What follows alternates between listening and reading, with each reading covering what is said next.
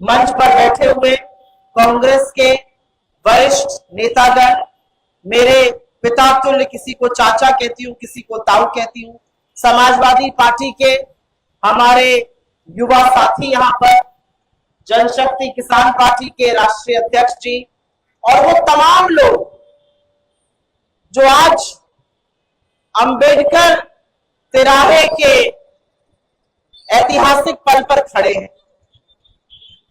यहां पर कहा गया जरूरी चुनाव है, चुनाव दिशा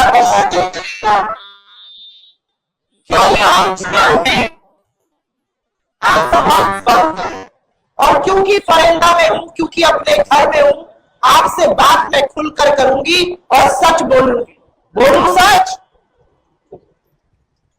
इसी फरेंदा के तिराहे पर, यही पहली मंजिल पर हर्षवर्धन जी ने अपनी राजनीति की शुरुआत की। एक जवान लड़का फरेंदा आता है और आपकी मोहब्बत, आपका प्यार, आपका समर्थन, आपका साथ मिलता है, आप उसको अपना विधायक बनाते हैं। एक बार नहीं, दो बार आप सांसद उनको चुनते हैं और उसके लिए नहीं मेरा पूरा परिवार जिंदगी भर अपनी अंतिम सांस तक आपका ऋणी रहेगा। क्योंकि यह सच है कि फरेंदा से हमारा संबंध राजनीतिक नहीं, महाराजगंज से मेरा संबंध राजनीतिक या चुनावी नहीं है। महाराज के घर है फरेंदा, वो जगह है जहां पर बचपन की बड़ी प्यारी यादें जुड़ी हुई है। अशोक चौरसिया जी के दुकान पर जाकर खाने की यादें जुड़ी हुई है, यहीं पर खाने की तमाम ऐसी यादें हैं फरेंदा से। लेकिन चुनाव के मुहाने पर यह देश है, 10 साल बाद प्रचंड बहुमत की सरकार चलाने के बाद इस देश का प्रधानमंत्री आके सामने आकर तीसरा टर्म मांग रहा है और दूसरी तरफ इंडिया गठबंधन मजबूती से खड़ा होकर आपसे मौका मांग रहा है। क्या ये चुनाव, क्या ये चुनाव 5 साल में होने वाला अधिकार है जहां लाइन में लगेंगे, वोट डालेंगे, स्याही लगेगी और किसी ना किसी को अपना सांसद चुन लेंगे, कोई ना कोई सरकार बन जाएगी? ऐसा नहीं है। ये आम चुनाव नहीं है। सबसे जरूरी, सबसे निर्णायक और सबसे बहुत ही निर्णायक चुनाव होता है और इसमें आपकी भूमिका कारगर है। ये चुनाव तय करेगा कि क्या ये देश एक आदमी की मर्जी से चलेगा या संविधान से चलेगा। ये चुनाव तय करेगा कि क्या किसानों की बात चलेगा, युवाओं की बात से चलेगा, मजदूरों की बात से चलेगा। ये चुनाव करेगा आदमी के मन की बात सुनी जाएगी, 140 करोड़ की जनता की बात से देश चलेगा। और सबसे जरूरी और निर्णायक है, ये चुनाव करेगा कि क्या ये देश संविधान से चलेगा, उस संविधान से जिसको बाबा साहब भीमराव अम्बेडकर ने देश को दिया, गांधी ने देश को दिया, जिसको नेहरू ने, जिसको पटेल ने, जिसको बोस ने, जिसको आजाद ने, जिसको भगत सिंह ने देश को दिया। और क्या है संविधान? यह संविधान को छोटी सी किताब है, ये संविधान का शब्द है। क्या है ये संविधान? ये संविधान कि मैं और आप, फरेंदा का सबसे गरीब आदमी और इस देश का सबसे अमीर आदमी, एक लाइन में खड़ा होकर एक, ये संविधान की देन है, संविधान की देन है। क्या जी के पास भी एक ही वोट है और फिर में रिक्शा चलाने वाले के पास भी एक ही वोट है। ये संविधान की देन है कि दलित, वंचित, शोषित, पिछड़े, आदिवासी, महिलाएं, पुरुष सबको एक समान मानता है। यह संविधान आपसे बैर नहीं करता। यह संविधान तय करता है कि आप दलित हो, पिछड़े हो, आदिवासी हो, अबड़े हो, गरीब हो, हीरो हो, स्त्री हो, पुरुष हो, किसी धर्म के हो, किसी जाति के हो, कोई भी भाषा बोलते हो, आप एक बराबर हैं। संविधान को बचाने वाले और संविधान को समाप्त करने वालों के बीच भी है। ये छोटी लड़ाई नहीं है और इंडिया गठबंधन ने तय किया है इस संविधान को बचाने के लिए अगर हमें अपनी प्राण की बाजी भी देनी पड़े तो हम जान की कुर्बानी देने को तैयार है, लेकिन इस संविधान के साथ, इस संविधान का हित, इस संविधान के साथ खिलवाड़ नहीं होने देंगे, किसी कीमत पर नहीं होने देंगे। ये राहुल गांधी का वादा है, ये अखिलेश यादव का वादा है, ये तेजस्वी यादव का वादा है, ये स्टालिन का वादा है, ये सबका वादा है। और इसलिए मैं कहती हूं, अपने वोट की ताकत को पहचानिए। आपने 10 साल प्रचंड बहुमत की एक सरकार बनाई, 10 साल में प्रचंड बहुमत की सरकार चाहती तो बहुत कुछ कर सकती थी। अगर प्रचंड बहुमत की सरकार चाहती तो आपके लिए रोजगार बना, लेकिन 45 साल की सबसे ज्यादा बेरोजगारी मेरे देश के युवाओं पर लादने वाली सरकार को निकाल फेंकना है। इस सरकार ने महंगाई इतनी कर दी कि आज गरीब मध्यम वर्ग के व्यक्ति के लिए जीना मुश्किल हो गया है। आटा पर, दही पर, पढ़ाई पर, दवाई पर, हर चीज पर टैक्स है। आप अगर कम कमाते हैं तो आप रात की रोटी कम खाओगे, ये हाल कर दिया इस सरकार ने। इस सरकार ने 2 हिंदुस्तान बनाए हैं और मैं डंके की चोट पे कहती हूँ, हर्षवर्धन जी की किसी के हिंदुस्तान बनाए हैं नरेंद्र मोदी ने, और नरेंद्र मोदी के एक हिंदुस्तान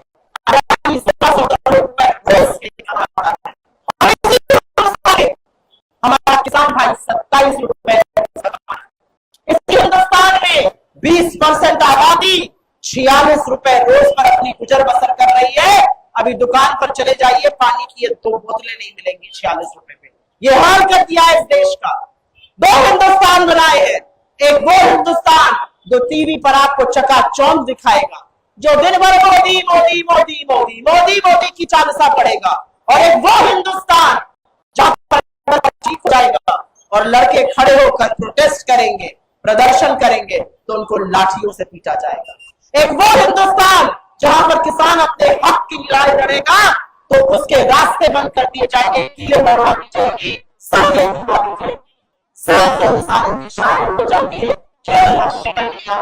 ये हिंदुस्तान बनाने का काम किया है। एक औरत हूं और यहाँ पर तमाम औरतें मेरे सामने बैठी, आपकी बेटी हूं, इसलिए एक वो हिंदुस्तान बना जहां पर जब बेटियां मेडल लाई तो उनसे पहले, सबसे पहले फोटो खिंचाने लपके हुए मोदी जी पहुंचे, उनका हाथ मिलाया, उनका हाथ उठाया, और जब उन्हीं बेटियों ने यौन शोषण का आरोप लगाया तो संसद से 500 मीटर की दूरी पर उनको सड़कों पर घिसटवाया, उनको बूटों के तले रौंदा और उनके आरोपी के साथ खड़े रहे। 2 हिंदुस्तान बनाए हैं, हाथरस हो या लखीमपुर हो, उन्नाव हो या शाहजहांपुर हो, गुजरात की बिल्किस देश की बेटी हो या अंकिता भंडारी देश की बेटी हो, जो बीजेपी के मेंबर है। इस औरत, इस देश में औरत को दोयम दर्जा देने का काम इस सरकार ने किया है, वो भूल गए ये हिंदुस्तान है।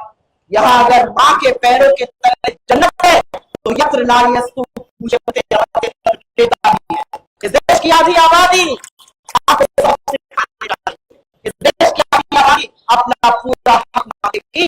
आप वो हिंदुस्तान जो आपने बनाए हैं उसको खत्म करेंगे यहाँ के लोग। ये देश सब कुछ सहता है। और थोड़ी बात करके मैं अपने मैनिफेस्टो की, कांग्रेस की बात करना चाहती हूँ। ये देश सब कुछ सहता है, ये देश अत्याचार भी सह लेता है, ये देश गरीबी सह लेता है, ये देश सह लेता है, ये देश एक चीज नहीं सहता। और जनता को प्रजा समझने की भूल करना नरेंद्र मोदी और भारतीय जनता पार्टी की सबसे बड़ी भूल है। और यही जनता जिसने आपको बड़े प्यार से चुना था 14 में, वो उतने ही प्यार से आपकी रुखसती, आपकी विदाई के लिए पूरी तरह से तैयार।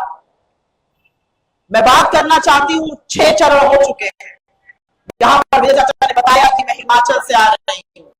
मैं हिमाचल के पहले पंजाब में थी, पंजाब के पहले राजस्थान, मध्य प्रदेश, छत्तीसगढ़, महाराष्ट्र, तमिलनाडु, तेलंगाना, तमाम जगह, उड़ीसा, असम, बिहार, झारखंड, हर जगह से आ रही।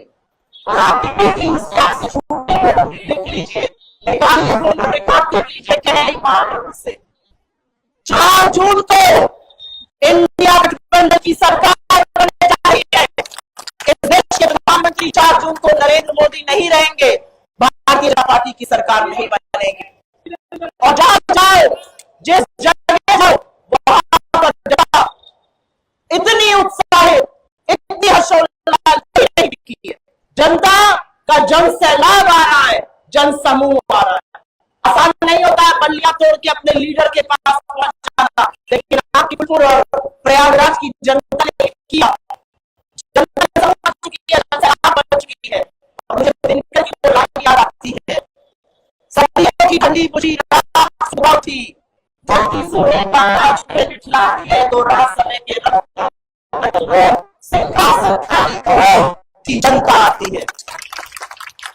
पहचानिए अपनी ताकत को। मैं आपको बता रही हूं, बहुत बड़ा होने जा रहा है। पैरों के तले से जमीन खिसक जाएगी भारतीय जनता पार्टी की। जनता कितना बड़ा बदलाव करने जा रही है। तो यहाँ पर थोड़े बड़े हैं, जो कम उम्र के घर पर जाकर पूछेगा, जो थोड़े बड़े हैं उनसे जरूर कह सकती हूँ। 2004 में ऐसे मीडिया चमकता था, ऐसे ही मीडिया दिन भर इंडिया सिखाता था, ऐसे ही मीडिया सवाल पूछता था, और उसके बाद कांग्रेस की यूपीए सरकार बनी, शिकस्त दिया, 10 साल ऐसी सरकार चलाई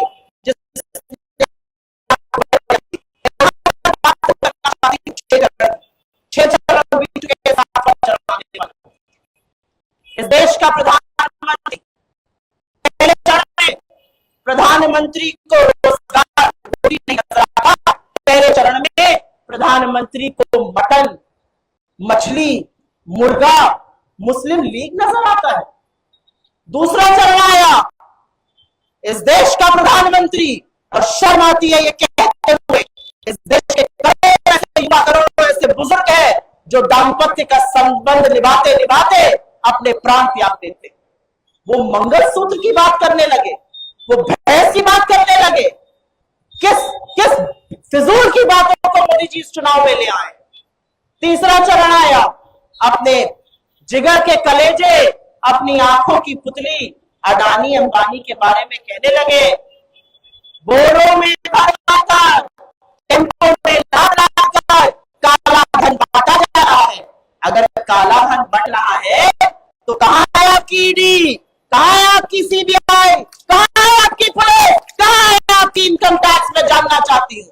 आपने तो वॉशिंग मशीन लगाई हुई है, इधर से आओ आप भ्रष्टाचारी हो, उधर से निकल जाओ सर्फ से धुलकर, दाग धब्बे साफ, गंगा में गोता लगाकर बीजेपी की वॉशिंग मशीन के खिलाफ आती है। चौथा चरण आया, आपने पिक्चर देखी नहीं, अमित खान वाली, उसमें क्या होता था, आज का वो काल भूल जाता था। मोदी जी गजनी बन गए। मोदी जी ने इंटरव्यू में कहा, अगर मैं हिंदू मुसलमान करूं तो मैं राजनीतिक जीवन में रहने योग्य नहीं हूं। अरे प्रभु, आपकी सारी राजनीति और आपका सारा वजूद हिंदू मुसलमान कर है। 10 साल प्रधानमंत्री रहकर, 12 साल मुख्यमंत्री रहकर आप चुनाव मुद्दों पर नहीं लड़ सकते हैं। आप बार बार हिंदू मुसलमान पाकिस्तान करते हैं, आप बार बार विष बोते हैं, आप बार बार जहर की खेती करते हैं। ये असलियत है आपकी। 5वां चरण आया, और 5वें चरण तक मोदी जी के सामने पिक्चर बिल्कुल साफ थी। साउथ में साफ हो गए, नॉर्थ में हाफ हो गए।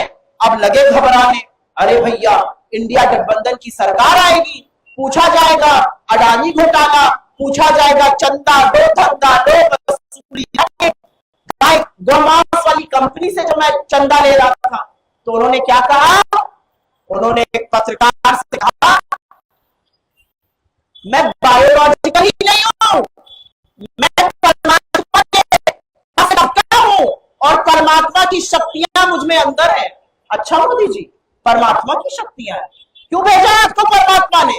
45 साल में सबसे ज्यादा बेरोजगारी करने के लिए, महंगाई से लोगों को बदला देने के लिए, गरीबों को और गरीब बनाने के लिए, महिलाओं को सुरक्षित करने के लिए, किसानों के ऊपर बुलडोजर चलवाने के लिए, मजदूरों को चिलचिलाती धूप में पैदल चलवाने के लिए, इसलिए भेजा है। मोदी जी कहते हैं नहीं, मुझे परमात्मा ने भेजा है अडानी को दुनिया का सबसे अमीर आदमी बनाने के लिए।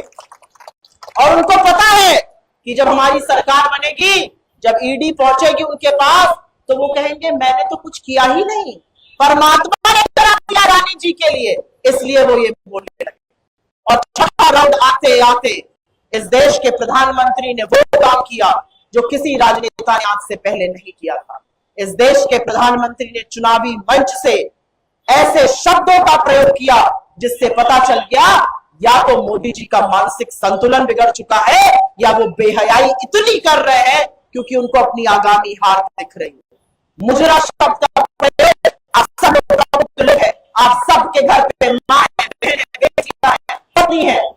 ये शब्द का प्रयोग देश का प्रधानमंत्री कर रहा है, और ये कुछ नहीं, ये दिखाता है कि औरत को कितने दोयम दर्जे का समझते हैं।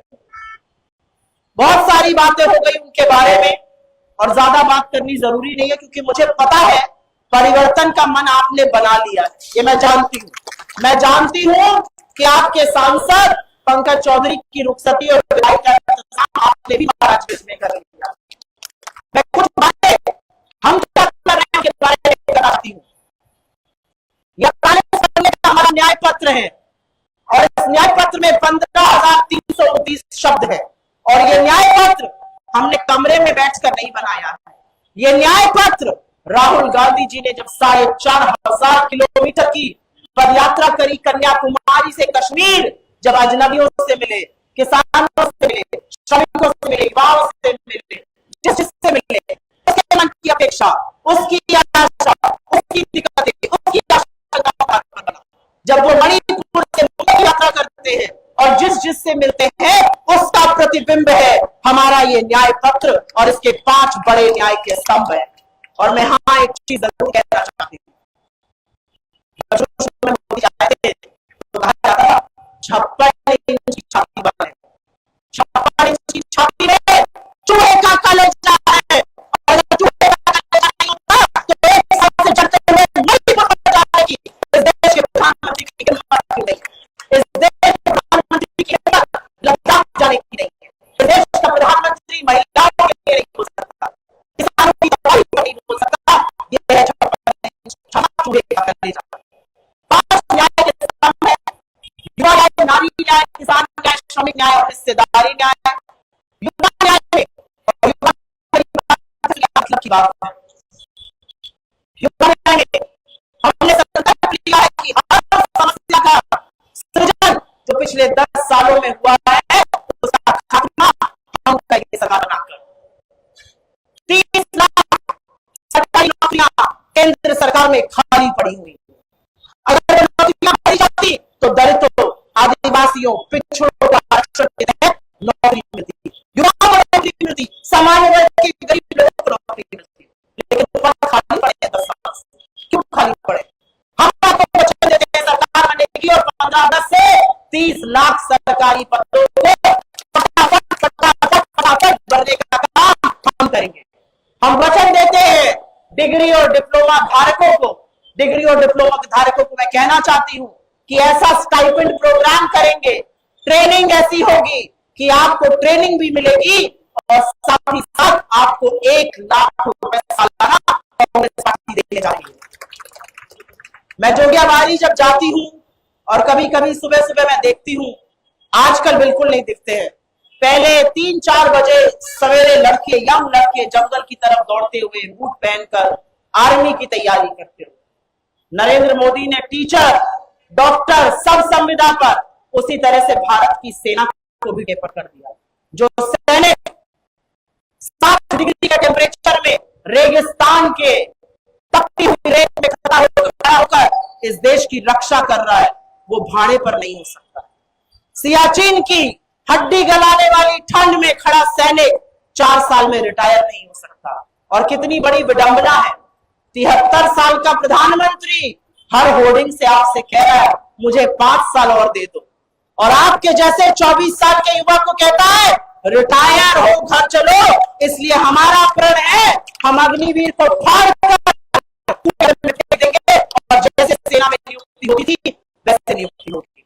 पेपर लीक बहुत बड़ा बिहार में, झारखंड में पेपर लीक में सारे परिवारों के सपने ध्वस्त हो जाते हैं। और हमने प्रण किया कि पेपर लीक के खिलाफ ऐसा कानून बनेगा जिससे पेपर लीक माफिया का अंत हो। अब कहना चाहती हूं महिलाओं की, इस देश की आधी आबादी, गरीब महिलाओं के खाते में ये कांग्रेस का वादा है, ये हमने कर्नाटक में किया है, ये हमने तेलंगाना में किया है, और ये अब हम आपसे वादा करने जा रहे हैं कि हमारी सरकार बनते ही अगले महीने से गरीब महिलाओं के खाते में 8500 रुपए महीना, मतलब लाख रुपए साल का खटाखट खटाखट खटाखट हम डालने जा रहे हैं। अगर आपत्ति हो मोदी जी को, उससे हमें कोई दिक्कत नहीं है। इस देश के गरीब के लिए जब कुछ होगा तो आपने 16 लाख करोड़ किसानों के माफ नहीं किए, आपने 16 लाख करोड़ अपने पूंजीपतियों के माफ किए। इसलिए मैं किसानों की बात करती हूँ, किसान न्याय की बात करती हूँ। किसान दिल्ली की सरहद पर 700 किसानों ने दम तोड़ दिया, एमएसपी की मांग कर रहे हैं, कह रहे हैं हमारी जो फसल है उसका उचित मूल्य दे दीजिए। किसानों ने कहा हमारे ऊपर कर्ज बहुत है, कुछ राहत दीजिए। इन्होंने नहीं किया। हम 16 लाख करोड़ अपने पूंजीपतियों के माफ किए हैं, किसानों की कर्जा माफी हम करेंगे, पहले भी की थी, दोबारा से करके दिखाएंगे। किसानों को एमएसपी की कानूनी गारंटी देंगे और खेती को जीएसटी से मुक्त करेंगे। ये कांग्रेस का वादा है, किसी का जुमला नहीं।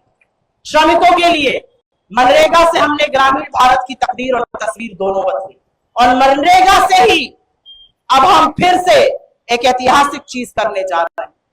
मनरेगा का मानदेय बढ़ाकर 400 रुपए दिन का होगा। इस देश में 25 लाख की एक हेल्थ बीमा लाने जा रहे हैं, जैसी हम राजस्थान में चलाते थे। खाद्य सुरक्षा अधिनियम आया, 5 किलो राशन देकर आपके ऊपर एहसान जताया जा रहा है। ये एहसान नहीं है, ये अधिकार है जो आपको कांग्रेस की सरकार ने कानून बनाकर दिया है। हक से मांगिए, ये राशन आपका है, और 5 किलो नहीं, अब 10 किलो की सरकार आपको देने जा रही है। और अंत में मैं बात करना चाहती हूँ सबसे ऐतिहासिक, सबसे क्रांतिकारी चीज, और वो है जातिगत जनगणना। आपके पैर में चोट लग जाए और आप डॉक्टर के पास जाइए, और डॉक्टर ये कैसे तय करेगा कि आपके प्लास्टर चढ़ेगा या बैंडेज होगा, मोच आई है या पैर टूटा है, ये तय करने का काम सिर्फ और सिर्फ एक्सरे करता है। और जातिगत जनगणना वही एक्सरे है जो अब हम करने जा रहे हैं।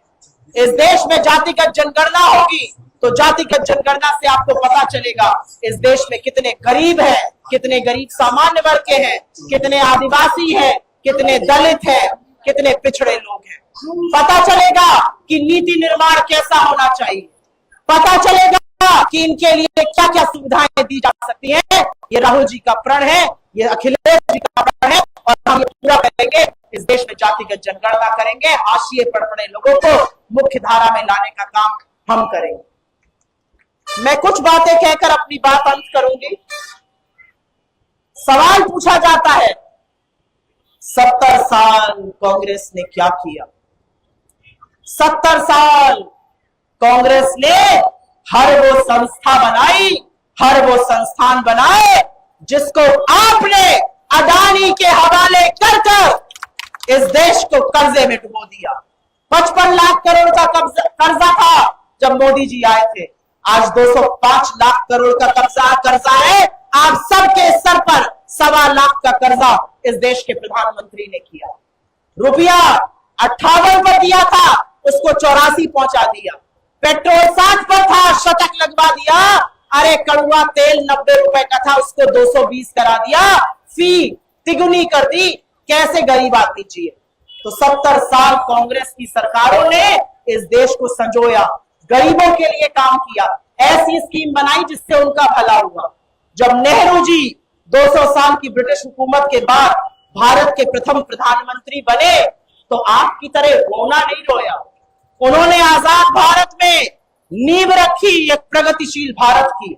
उन्होंने आईआईटी बनाए, आईआईएम बनाए, एम्स बनाए, पार्क बनाया, इसरो बनाया, बाखरा नंगर डैम बनाया, स्कूल बनाए, यूनिवर्सिटी बनाए, वो सारे संस्थान बनाए जिसने इस देश के लोकतंत्र को जीवित रखा।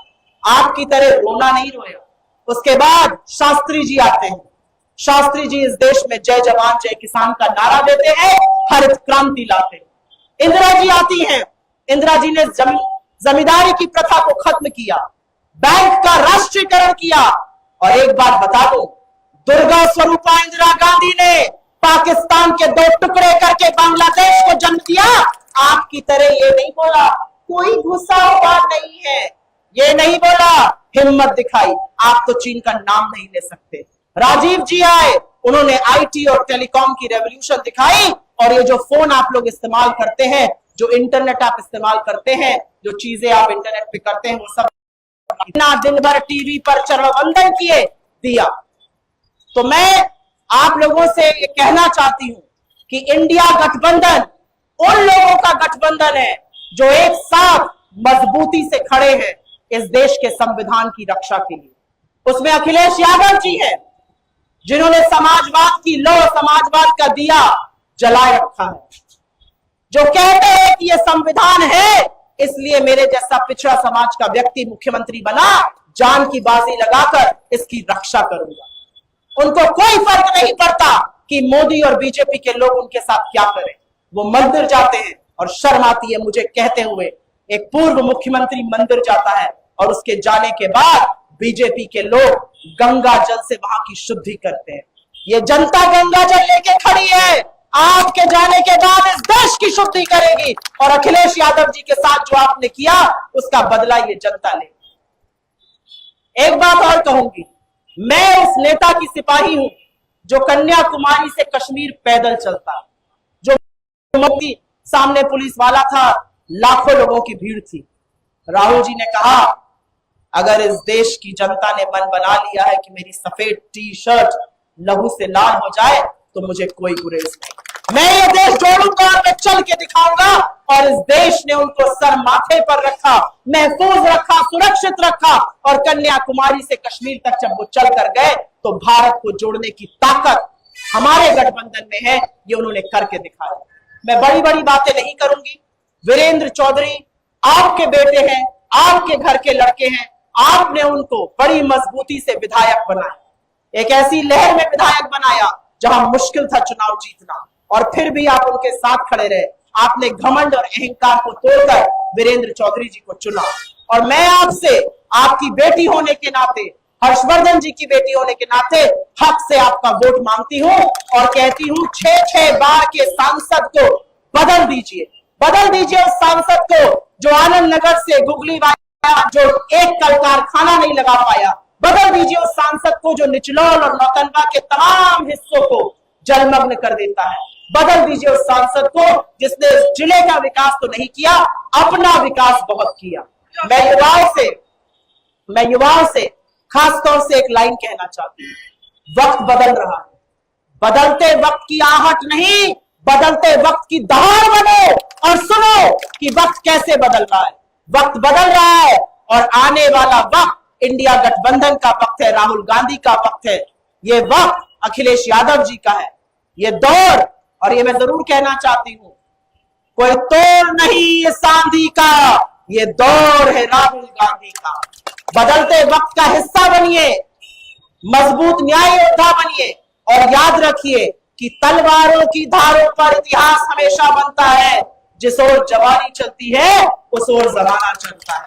आप सब लोग प्रण ले लीजिए वीरेंद्र चौधरी को, अपने भाई को, अपने बेटे को सदन में पहुंचाने का। आपकी आवाज गूंजेगी और अगर उन्होंने काम नहीं किया, जो मुझे पूरी आशा है कि वो करेंगे, तो आपके साथ खड़े होकर मैं भी उनसे सवाल पूछूंगी। लेकिन मुझे पता है वो आपके बीच के हैं, आपका दुख, आपका दर्द, आपकी तकलीफ समझते हैं। वो कारोबार करने राजनीति में नहीं आए हैं। जरूर उनको अपना बहुमूल्य मत देकर विजयी बनाइए।